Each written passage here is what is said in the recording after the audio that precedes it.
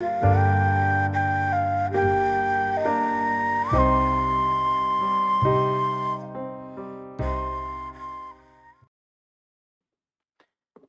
क्या कह रहा है ये वाला कि A speaks the truth 3 out of 4 times, है ना।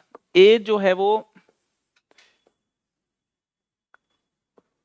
3 बारी सच बोल रहा है 4 में से, है ना। तो probability that A speaks truth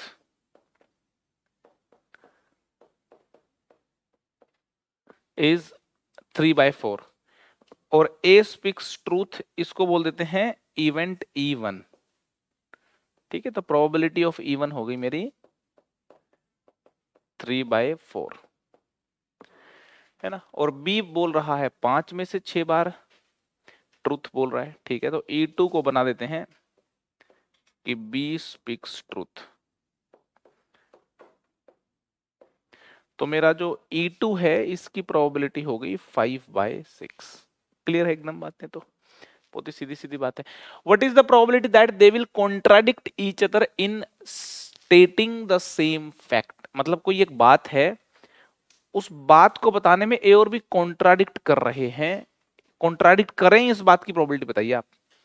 तो वो तो तभी संभव है जब ए झूठ बी सच बोले या फिर ए सच बी झूठ बोले। तो मुझे लगता है कि रिक्वायर्ड प्रोबेबिलिटी जो है वो ऐसे मिलेगी, दो प्रोबेबिलिटीज का जोड़, या तो ए सच बोले और बी झूठ बोले, है ना, और ये काम साइमल्टेनियस हो, है ना, या फिर ए झूठ बोले और बी सच बोले और ये काम साइमल्टेनियस हो।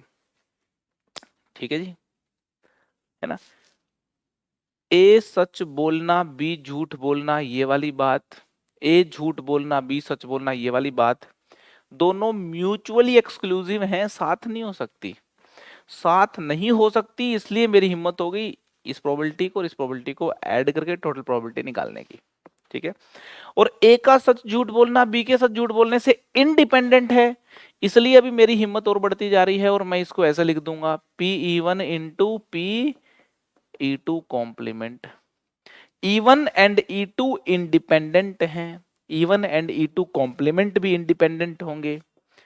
ठीक है, ये बड़ी बेसिक बेसिक सी बातें हैं। तो ऐसा कुछ सीन हो गया जी। तो इनकी प्रोबेबिलिटीज यहाँ पे फिट कर देते हैं। PE1 है 3/4, PE2 complement 1/6, PE1 complement 1/4, PE2 5/6 है। ठीक है, तो ये हो गया मुझे लगता है 8/24, 1/3 आंसर आ गया। ठीक है, ये तो ऐसे ही मैंने एक नया कॉन्सेप्ट हम सीखने जा रहे हैं, उसके लिए एक वार्म अप क्वेश्चन करवाया है। ठीक है ना। एक आदमी सच बोल रहा है, उसकी प्रोबेबिलिटी 3/4 है, दूसरा आदमी सच बोल रहा है, इसकी प्रोबेबिलिटी 5/6 है ना। है ना, अगर क्वेश्चन आ जाए क्या प्रोबेबिलिटी है कि दोनों एक फैक्ट पे एग्री हो जाएं, या तो दोनों सच बोलें या दोनों झूठ बोलें, है ना, जोड़ देंगे प्रोबेबिलिटीज को। क्या प्रोबेबिलिटी है कि दोनों किसी भी फैक्ट के ऊपर कॉन्ट्राडिक्ट करना चालू कर दें, तो उसकी प्रोबेबिलिटी भी निकाल लिए अपन। तो इस तरीके के क्वेश्चन आते रहते हैं, है ना, एकदम सिंपल है ना, बिल्कुल एकदम करना आना चाहिए अपने को। ठीक है, चलो जी, मैं एक और क्वेश्चन दे रहा हूं, एक और क्वेश्चन दे रहा हूं आपको।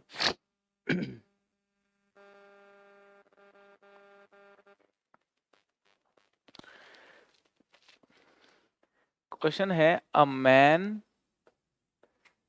इज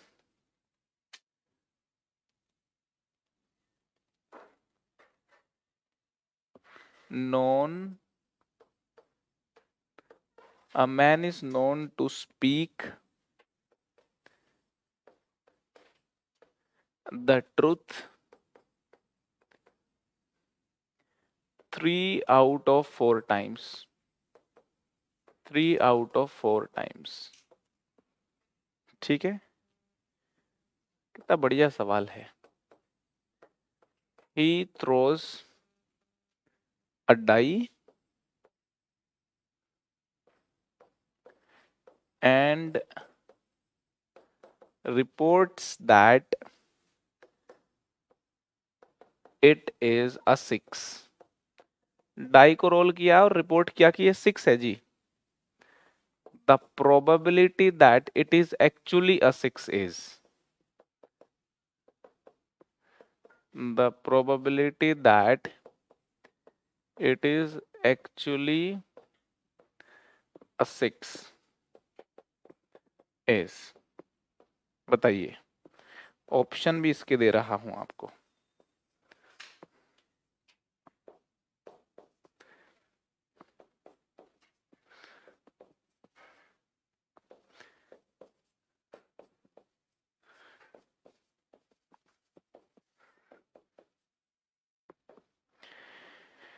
एक आदमी जो है सच बोलने के लिए जाना जाता है कि वो 3 में से 4 बार सच बोलता है। ठीक है, इस बात के लिए जाना जाता है कि उसकी सच बोलने की प्रोबेबिलिटी 3/4 है ना। डाई थ्रो कर दिया और बताया कि डाई पे 6 आया है। बताओ क्या प्रोबेबिलिटी है कि एक्चुअल में ही 6 आया हो, क्योंकि झूठ भी बोल सकता है वो, सच भी बोल सकता है वो। ठीक है, तो सोचिए जरा कैसे करेंगे इस क्वेश्चन को अटेम्प्ट।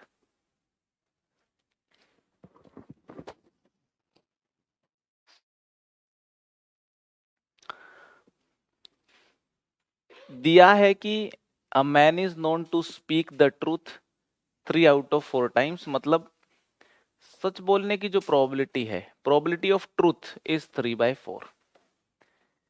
प्रोबेबिलिटी ऑफ झूठ बोलने की, है ना, झूठ बोलने को क्या बोले हैं जी, लाई, इज 1/4, है ना। ठीक है, डाई थ्रो कर दी, he throws a die, report कर दिया है 6 है, अच्छा 6 आ चुका है। बताओ क्या प्रोबेबिलिटी है कि एक्चुअली 6 आया था, मतलब क्या प्रोबेबिलिटी कि उसने सच बोला हो, है ना। यही तो पूछा जा रहा है, एक्चुअली 6 आया हो, इसकी प्रोबेबिलिटी का मतलब है कि भाई एक्चुअली 6 आया हो, रिपोर्ट भी 6 कर दिया तो सच बोला हो, तभी संभव है ये तो। रिपोर्ट 6 कर दिया और एक्चुअल भी 6 आया था, इसका मतलब एक्चुअल के बाद सच बोला उसने। तो आप ये जानने में इच्छुक हो कि probability of truth when 6 has already occurred, इसमें इंटरेस्ट है आपका। तो अगर मैं इसको ऐसे कर दूं, यूं करते हुए लिख दूं,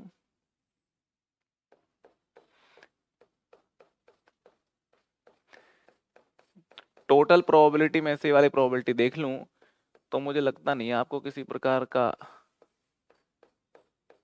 संकोच होगा ये फॉर्मूला लिखने में। प्रोबेबिलिटी सच बोलने की कितनी है, 3/4। सच बोल दिया मान लो उसने, प्रोबेबिलिटी ऑफ अकरेंस ऑफ 6 कितनी है फिर, 1/6।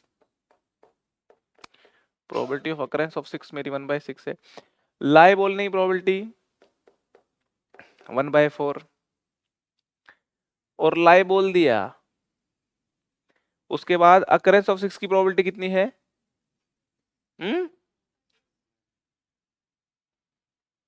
5/6 है फिर। क्यों, क्योंकि जब 1 आएगा तो बोलेगा 6 आ गया, अकरेंस ऑफ 6 होगी उसके लिए। तो 2 3 4 5, 1 2 3 4 5 का होना उसके लिए 6 का होना है, क्योंकि झूठ बोलना है उसको तो बदलना है कि 6 आया है। अरे समझ में आ रही कि नहीं आ रही, है ना। तो यहां पे ये हो गया मेरा 3/3 + 5 दैट इज 8, 3/8। ये हमें समझना है। इनमें वैल्यूज जो मैंने फिट की हैं, उन वैल्यूज को तमीज से समझना है। ठीक है, 3/8 is the correct answer, right. देखो, एक इवेंट ले रहा हूं, इवेंट ई, है ना। इवेंट ई क्या है, a man reports a 6, a man reports a 6,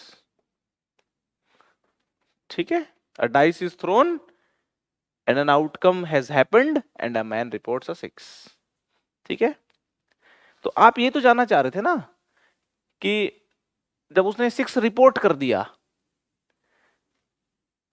उसके बाद ट्रुथ की प्रोबेबिलिटी पूछना चाह रहे थे।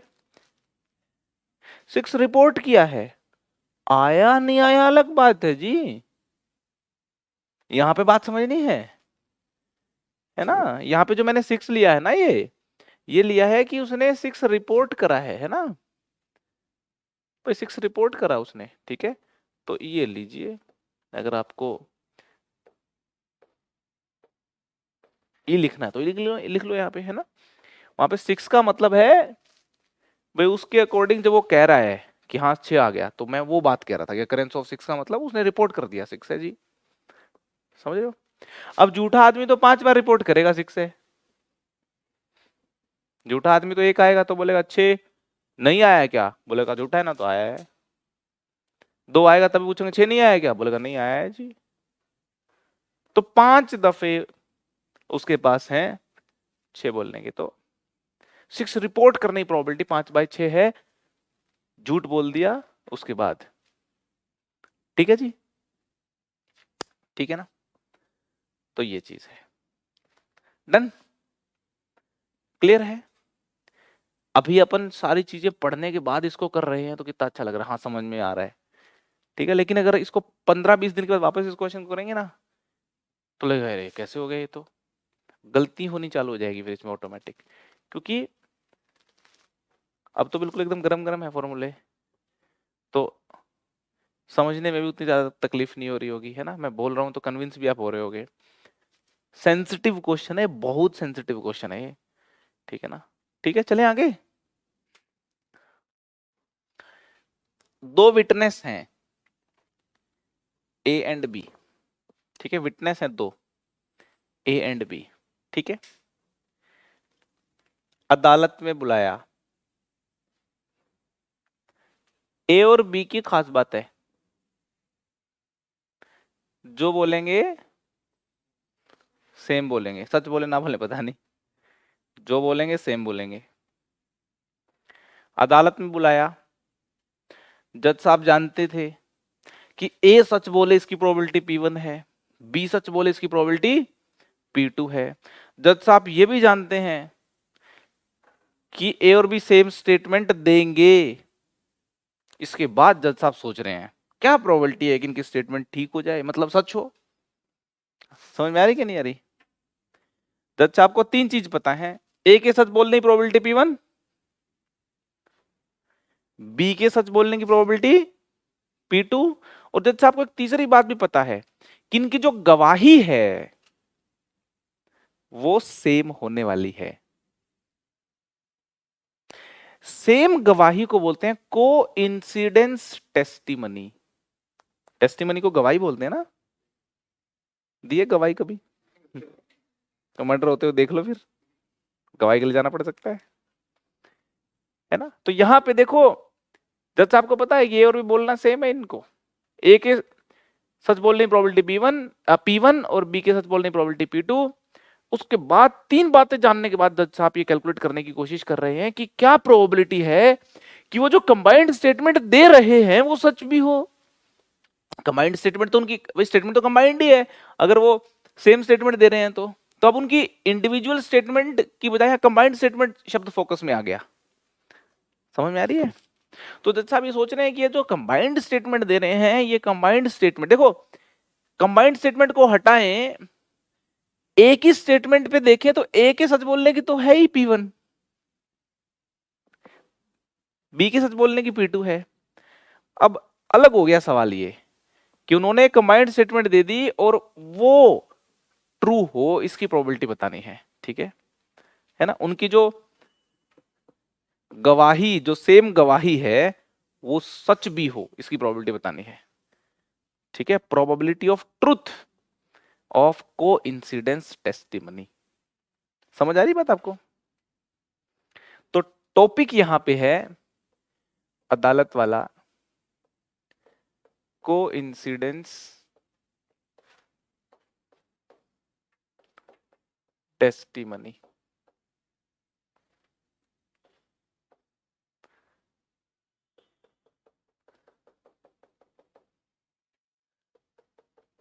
कोइंसिडेंस टेस्टिमनी, सोचिए जरा, इसके ऊपर विचार कीजिए।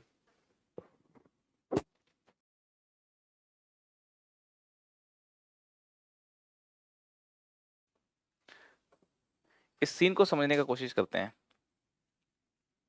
जज साहब को ये पता है, सेम स्टेटमेंट जब वो दे रहे हैं, जज साहब इस बात से ये तो जान चुके हैं दोनों सच बोल रहे होंगे या जो दोनों झूठ बोल रहे होंगे। तो सैंपल स्पेस की तरह जो काम करने वाली है वो दोनों या तो सच बोल रहे होंगे, या तो दोनों सच सच बोल रहे हैं, या फिर दोनों झूठ झूठ बोल रहे हैं। तो मेरा सैंपल स्पेस की तरह काम करेगी, या तो दोनों सच सच बोले तो इसकी प्रोबेबिलिटी कितनी है, P1 P2। दोनों झूठ बोले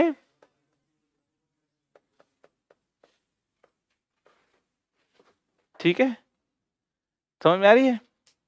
और आउट ऑफ दिस हमें निकालनी है प्रोबेबिलिटी किसकी, कि वो कंबाइंड स्टेटमेंट ट्रू हो, तो इसका मतलब दोनों ने सच बोला हो। आउट ऑफ टोटल सच बोला हो, तो ये आंसर आ गया। ठीक है, हाँ तो मैंने ये कहा ना, सोचो वापस, ये कहाँ गलत है। P1 into P2 upon P1 into P2 plus 1 minus P1 into 1 minus P2। आप देख लो इसे सहमत है तो, मुझे लगता है सहमत होना चाहिए। ठीक है, ठीक है, हाँ। तो यहां पे अगर मैं एक इवेंट ले लूं E1 when both speaks truth, E2 ले लूं एक event when both speaks lie। ठीक है, तो ये जो कहानी आपने निकाली है, आप सहमत हैं, ये आपने P1 बाय क्या निकाली है, P1 bye E1 union E2 निकाली है ना। आपको पता था, जज साहब को तो ये पता ही है, क्या तो दोनों झूठ बोल रहे हैं, दोनों सच बोल रहे हैं, दोनों झूठ बोल रहे हैं, या तो दोनों सच या दोनों झूठ। ये पता होने के बाद दोनों सच बोल रहे हैं, उसकी प्रोबेबिलिटी में आपका इंटरेस्ट था। और दोनों सच और दोनों झूठ का बोलना इकट्ठा हो नहीं सकता, कि दो लोग दोनों सच भी बोल रहे हो और साइमल्टेनियसली झूठ भी बोल रहे हो। म्यूचुअली एक्सक्लूसिव भी हैं। तो अगर म्यूचुअली एक्सक्लूसिव भी हैं तो P1 union E2 basically P1 plus P2 है ना। तो डायरेक्टली मैंने प्लस यहां किया हुआ है। अरे समझ आ रही कि नहीं आ रही, ठीक है। तो ऐसी भाषा अगर आपकी इस्तेमाल हो कि एक विटनेस के सच बोलने की अलग से प्रोबेबिलिटी, इंडिपेंडेंट प्रोबेबिलिटी दे रखी है, दूसरे के सच बोलने की इंडिपेंडेंट प्रोबेबिलिटी दे रखी है, और ये भी बताया हुआ है कि स्टेटमेंट सेम देते हैं, और फिर पूछा हुआ है कि कंबाइंड स्टेटमेंट ट्रू हो, इसकी प्रोबेबिलिटी बताइए, तो अब समझ लेना कोइंसिडेंस टेस्टिमनी का सवाल है। ठीक है, वहां पे फॉर्मूला ये वाला इस्तेमाल में लेना है आपको। क्लियर है बात एकदम, ठीक है जी। बात अगर आपको एकदम क्लियर है तो फिर हम अब यहां पे देखो, ये पूरी बात जो है आपको समझ आनी चाहिए, है ना। ठीक है ना, पूरी बात आपको समझ आनी चाहिए। ठीक है, यहां पे मैंने इवेंट्स को डिफाइन करते हुए भी आपको एक बात समझाने की कोशिश की है। क्लियर है। एक और बात पूछ रहा हूं मैं, बताइए जरा। लैंग्वेज बिल्कुल एकदम स्टैंडर्ड लैंग्वेज का इस्तेमाल कर रहा हूं मैं। अब यहां पे मैंने क्या कर दिया है ना, ये वाला तो क्लियर है ही अपने को, ये वाला क्लियर है। ठीक है, ये अपन ने एक तरीके की सिचुएशन में डील किया है। अब मैं दूसरे तरीके की सिचुएशन लेके आया हूं। मैं कह रहा हूं कि, ध्यान से सुनो,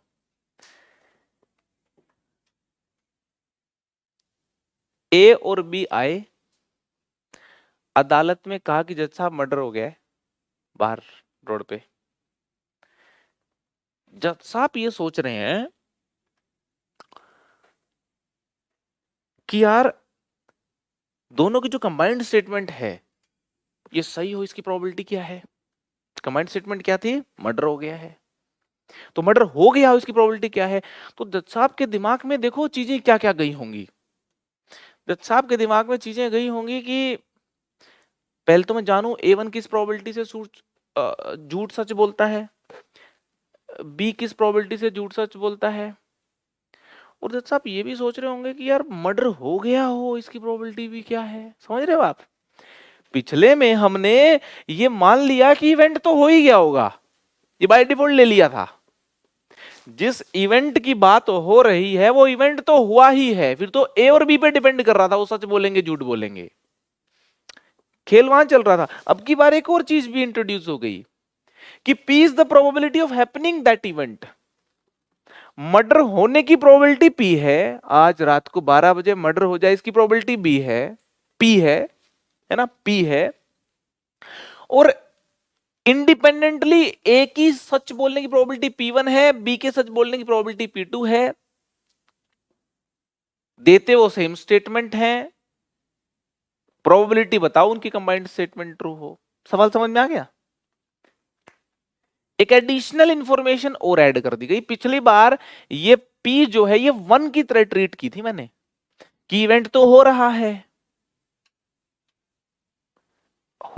मतलब हो चुका है, इवेंट तो हो ही चुका है।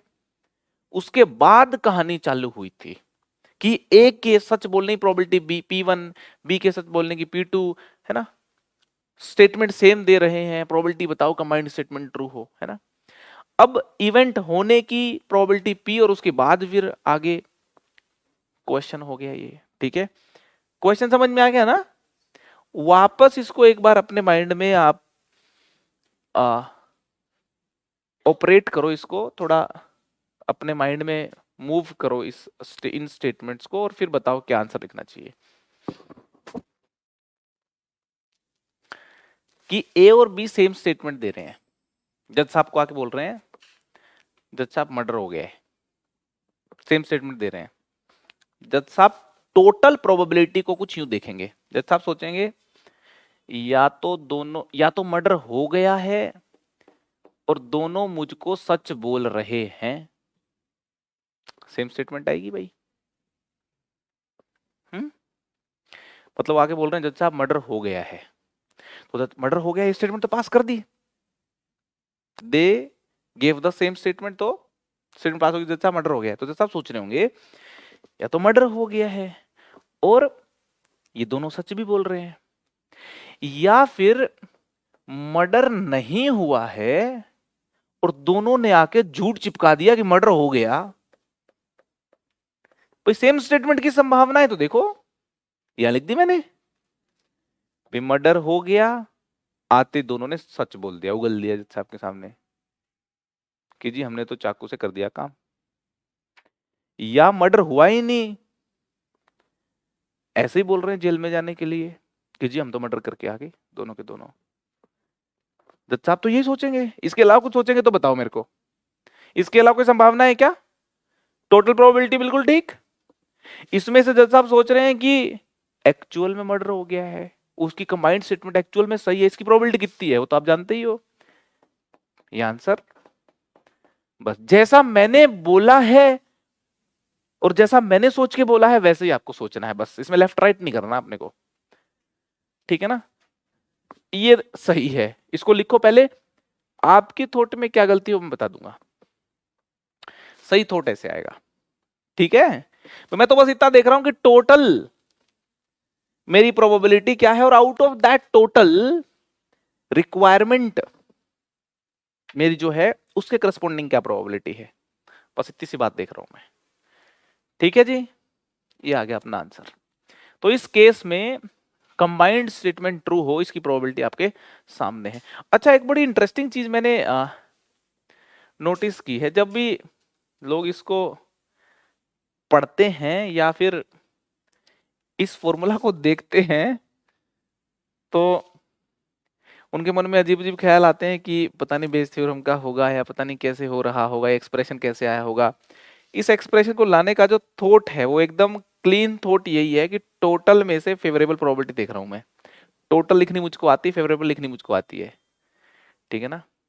और मुझको पता है कि प्रोबेबिलिटी की थ्योरम बड़ी फंडामेंटल थ्योरम है। आउट ऑफ टोटल प्रोबेबिलिटी मैं फेवरेबल प्रोबेबिलिटी देख लूं, टोटल केसेस फेवरेबल केसेस के बारे में सोचने की मुझको जरूरत नहीं है, सीधा प्रोबेबिलिटी डिवाइड कर सकता हूं मैं प्रोबेबिलिटी के गेम में, ठीक है ना। ये बात अपने को फील होती है, तो इतने बड़े बड़े सवाल हैं ये, अपन वन लाइनर यहाँ पे आंसर लिख रहे हैं इनका। समझ में आ रही बात आपको? तो मैं क्या कह रहा हूं कि जो पॉइंट 1 और 2 में ना हमने अज्यूम किया था कि जो भी हमारे इंडिपेंडेंट विटनेस हैं ए एंड बी, है ना, जो विटनेस हमारे थे, उन्होंने जो स्टेटमेंट दे रहे हैं वो सिर्फ दो तरीकों से स्टेटमेंट दे रहे हैं, ठीक है ना, या तो सच या फिर फॉल्सहुड, ठीक है, ट्रूथ और फॉल्सहुड, ठीक है ना, ठीक है। ये हमने अज्यूम किया था, और यहां पे ये भी अज्यूम किया था हमने कि वो झूठ बोल रहे हैं, तो सेम किस्म की झूठ बोल रहे हैं, सच तो एक ही किस्म का होता है, झूठ तो मल्टीपल किस्म की होती है। तो दो लोग जब झूठ बोल रहे हों तो ऐसा नहीं है कि वो दो लोग झूठ बोलने का बस एक ही तरीका है, दो लोगों को झूठ बोलने के मल्टीपल तरीके हो सकते हैं, है ना। बाहर मर्डर नहीं हुआ हो और आके बोलना चालू कर दें कि जज साहब मर्डर हुआ है, मैंने मारा है, दूसरा बोलेंगे जज साहब मर्डर हुआ है लेकिन मारा मैंने, तो झूठ बोल रहे हैं मगर अलग अलग किस्म की झूठ बोल रहे हैं। तो अपन ने जितने पिछले दो केस लिए थे उनमें ऐसा कोई लफड़ा नहीं पाला था कि झूठ बोल रहे हो दोनों तो डिफरेंट किस्म का झूठ बोल रहे हैं, कि वहां पे हमने ये समझा था कि हाँ सेम किस्म का झूठ बोल रहे हैं, दोनों के सेम झूठ जो बोला जा रहा है उस केस को कंसिडर किया था, और वही इकलौती पॉसिबिलिटी इस बात को कंसिडर किया था झूठ बोलने की। समझ आ रही बात आपको? तो ये हमने वहां पे अजम्पशन लिए थे, है ना, बाय ऑब्वियस था ये, मतलब एक वो ऑब्वियस सी बात थी, मतलब हमने वहां पे अज्यूम कर ली चीज, ठीक है, ठीक है ना। अगर ऐसा ना हो कि झूठ भी अलग अलग किस्म के एग्जिस्ट कर रहे हों, मतलब करते ही हैं वो, तो अगर हम ये केस लें कि झूठ भी अलग अलग बोले जा सकते हैं, तब probability that the statement is true and probability that the statement is false, ये दो सिंपल प्रोबेबिलिटी निकाल के दिखा रहा हूं आपको। ए आदमी है, उसके सच बोलने की प्रोबेबिलिटी क्या है? P1। बी के सच बोलने की प्रोबेबिलिटी P2, और इवेंट के होने की प्रोबेबिलिटी कितनी है? P। और दोनों ने कहा कि जी हाँ मर्डर हुआ है, तो उस बात के सच होने की प्रोबेबिलिटी कितनी है? एक तो मर्डर हुआ हो, दूसरा वो दोनों सच बोल रहे हो, इतनी प्रोबेबिलिटी है वो स्टेटमेंट सही हो जाए, इतनी प्रोबेबिलिटी है वो स्टेटमेंट सही हो जाए, ठीक है।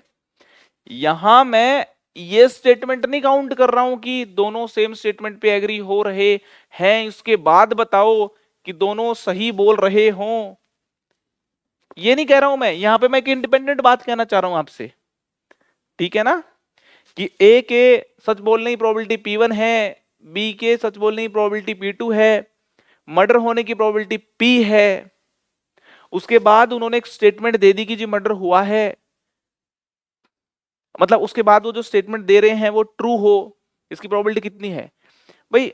इवेंट हुआ हो और उसके बाद दोनों ने सच बोला हो, तभी तो स्टेटमेंट ट्रू रहेगी।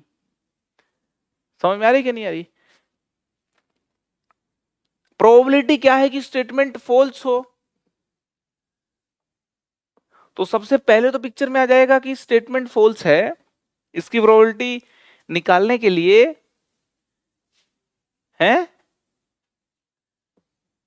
ना, यहां पे एक और चीज दी है, C is the chance of their coincidence testimony, मतलब उनकी सेम गवाही के चांस भी दे दिए अब की बार सी, मतलब सेम गवाही का मतलब सेम झूठ की गवाही के लिए अगर अपने को चांस लेना है तो वो चांस कितना हो गया? सी।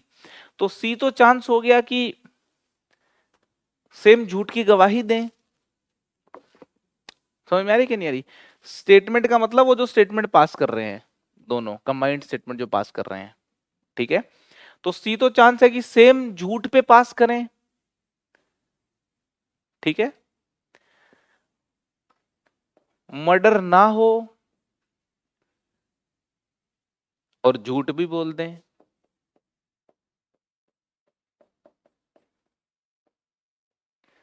समझ में आ रही कि नहीं आ रही बात? बस यहां पे मैंने ऐड कर दिया कि जो झूठ है वो सेम हो, तो कोइंसिडेंस टेस्टिमनी का जो चांस है वो चांस बस मैंने यहां पे लिख दिया। चांस मेरा क्या है? सी है। तो यहां पे सी पिक्चर में आ जाएगा। सच बोलने के लिए तो सच तो एक एक किस्म का ही होता है ना, तो सच बोलने वाली स्टेटमेंट में सी पिक्चर में नहीं आएगा। बस मैं ये आपको समझाना चाहता हूं, है ना। तो नहीं बोलते कि झूठ तो पकड़ा ही जाता है, वो झूठ पकड़ा ही जाता है, ये बात वो इस सी के बेस पे बोलते हैं, है ना। क्योंकि ये जो सी है, बार बार बार बार आप कई लोगों से पूछोगे ना, पुलिस क्या करती है, पुलिस क्या करेगी, मर्डर हो गया कहीं पे, सब लोगों से पूछने आएगी, बयान नोट कर लिए, 10 दिन के बाद फिर सबसे पूछने आएगी, काम वही कर रही है, फिर बयान नोट कर लिए, 4 दिन के बाद फिर रिमांड पे ले जाएंगे, बोलो फिर बताओ, पूछना उनको वही है, फिर पूछेगी।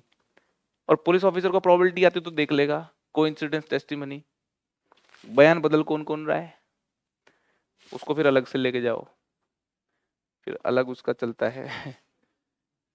तो ये जो सी है ना, ये सी मरवाता है ना। तो झूठ जो है ना, झूठ कई किस्म के होते हैं भाई, सेम किस्म के झूठ बोले जाएं, कंबाइंड स्टेटमेंट दी जाए, उसके फॉल्स होने की प्रोबेबिलिटी यहाँ पे लिख दी है। समझ आ रही बात आपको? तो लिख लो इस अंग्रेजी को। दोनों ने जज साहब को स्टेटमेंट दे दी कि जी मर्डर हो गया है जी। अब जज साहब सोच रहे हैं जी, ये स्टेटमेंट पेपर लेके, ये स्टेटमेंट सही हो जी, क्या प्रोबेबिलिटी है मर्डर हुआ हो, दोनों सच बोल के गए हों। ये स्टेटमेंट झूठ है जी, पेपर पे जो लिखी है बात झूठ है जी, इसकी प्रोबेबिलिटी क्या है, मर्डर हुआ ही ना हो, दोनों सेम चीज पे एग्री कर गए हो, झूठ बोलने पे सेम झूठ बोलेंगे जाके, और बोल भी दिया फिर। सिंपल बात है। तो यहां पे इसको इग्नोर कर देते हैं लोग, ऐसा लगता है तो अंग्रेजी का है, बस एक वर्ड है, अरे यही तो है सब कुछ, ये वर्ड ही तो पूरा इवेंट है, समझ रहे हो, ये वर्ड ही तो इवेंट है, समझ रहे हो। तो एक स्टेटमेंट उन्होंने दे रखी है जज साहब को कि जी मर्डर हो गया है जी, ठीक है, वो जो स्टेटमेंट है उसके सही और उसके गलत होने की प्रोबेबिलिटी पे हम बात कर रहे हैं, ठीक है। चले आगे, ठीक है। यहां पे देखो सारे केसेस में लिख दी हैं, लास्ट में हालांकि कुछ बचा नहीं था फिर भी लिख दिया, the chance of coincidence testimony is taken, ये चांस तभी लिया गया है यहाँ पे if the joint statement is not contradicted by any of the witness. मतलब ऐसा नहीं है कि वो जो जॉइंट स्टेटमेंट है ना, मतलब ये जो जॉइंट स्टेटमेंट है ये इसमें कोई कॉन्ट्राडिक्शन नहीं कर रहा है ना, मतलब वो अग्री हो गए हैं कि हाँ भाई सेम देंगे, और उनके अग्री होने की चांस यहाँ पे लिखी है मैंने, ठीक है ना। वो जॉइंट स्टेटमेंट में कोई और किसी प्रकार का घोचा नहीं चल रहा कहीं पे, ठीक है ना।